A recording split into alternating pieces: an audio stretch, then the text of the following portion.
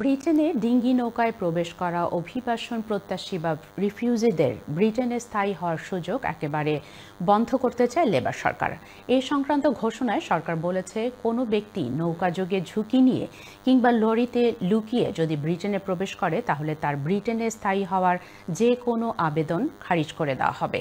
ওই ব্যক্তি কোন সময় বা কোন পরিস্থিতিতে ব্রিটেনে প্রবেশ করেছে তাও বিবেচনা করা হবে না।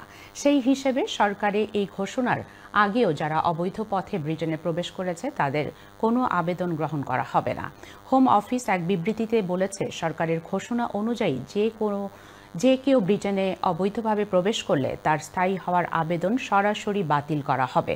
তবে রিফিউজি কাউন্সিল এবং বেশ কয়েকজন লেবার এমপি সরকারের এই ঘোষণার বিরোধিতা করেছে।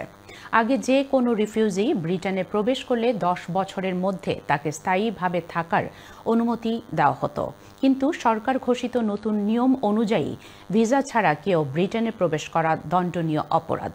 যদিও আন্তর্জাতিক আইন মতে কোনো রিফিউজি অবৈধ পথে কোনো দেশে প্রবেশ করলে তার বিরুদ্ধে ব্যবস্থা গ্রহণ করা যাবে না। গত টরি সরকারের রুয়ান্ডা বিলের পরিবর্তে লেবার সরকারের করা নতুন বিলের আওতায় অভিবাসন প্রত্যাশীদের নিয়ে এই ঘোষণা রাখা হয়েছে। এই বিষয়ে বুধবার পার্লামেন্টে প্রশ্নের মুখে পড়েছেন প্রধানমন্ত্রী sir Keir Starmer. He talks about a decision made under the last government. It was not made by the last government, it was made by the courts. The issue we are discussing today is about judicial decisions.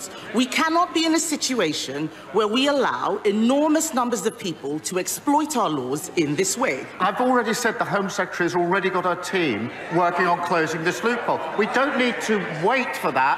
We're getting on with that because we're taking control.